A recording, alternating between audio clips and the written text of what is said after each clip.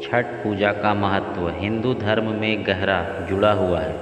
विशेष रूप से बिहार, झारखंड, उत्तर प्रदेश और नेपाल के तराई क्षेत्रों में यह पर्व सूर्य देवता और छठी मैया की पूजा के लिए जाना जाता है। हालांकि यह पर्व प्राचीन पौराणिक कथाओं और धार्मिक ग्रंथों से जुड़ा हुआ है। इसकी कई सच्ची कहानियाँ और किस्से आज भी लोगों के दिलों में बसे हैं। इन कहानियों में श्रद्धालु अपनी भक्ति और समर्पण से अद्भुत चमत्कारों का अनुभव करते हैं।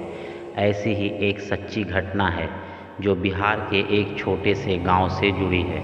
तो कथा शुरू करने से पहले दोस्तों, स्वागत है आप सबों का हमारे YouTube चैनल संकट मोचन के चरण में।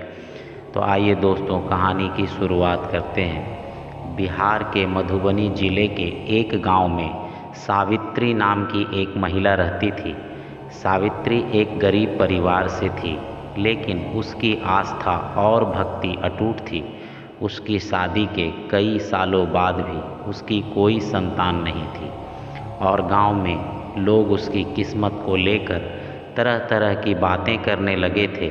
समाज के तानों और दुखों से परेशान होकर सावित्री और उसके पति ने कई डॉक्टरों से परामर्श लिया, लेकिन कोई फ़ायदा नहीं हुआ। संतान की इच्छा से निराश सावित्री ने अपने दिल में भगवान सूर्य और छठी मैया की शरण ली। उसने सुना था कि छठ व्रत करने से संतान प्राप्ति हो सकती है। सावित्री के मन में छठी मैया के प्रति गहरी आस्था थी, इसलिए उसने पहली बार छठ पूजा करने का संकल्प लिया। कठोर व्रत का पालन छठ पूजा के नियम अत्यधिक कठिन होते हैं। यह पूजा 4 दिन तक चलती है, जिसमें व्रतधारी न केवल उपवास करते हैं बल्कि पूरी शुद्धता और पवित्रता का पालन भी करते हैं। सावित्री ने भी कठोरता से इन सभी नियमों का पालन करने का निश्चय किया। उसने अपने पति के साथ मिलकर पहले दिन नहाय खाए से पूजा की शुरुआत की। इसके बाद उसने खरना के दिन पूरे दिन बिना पानी के उपवास रखा। तीसरे दिन उसने सूर्यास्त के समय घाट पर जाकर संध्या अर्घ्य दिया। श्रद्धा का चमत्कार। पूजा के चौथे दिन उगते सूर्य को अर्घ्य देने के बाद सावित्री और उसके पति ने छठी मैया से प्रार्थना की और अपनी संतान प्राप्ति की मनोकामना की। पूजा के समाप्त होते ही जैसे ही सावित्री ने अपना व्रत तोड़ा, उसे एक अद्भुत अनुभूति हुई। उसे महसूस हुआ जैसे उसकी प्रार्थनाएं सुनी गई हो। कुछ महीनों बाद सावित्री गर्भवती हो गई। जब उसने यह खबर सुनी तो उसकी खुशी का ठिकाना न रहा। गांव के लोग जो पहले उसके बारे में तरह तरह की बातें करते थे, अब उसकी आस्था और भक्ति की सराहना करने लगे। सावित्री ने 9 महीने बाद एक स्वस्थ पुत्र को जन्म दिया। उसकी यह संतान छठी मैया का आशीर्वाद मानी गई।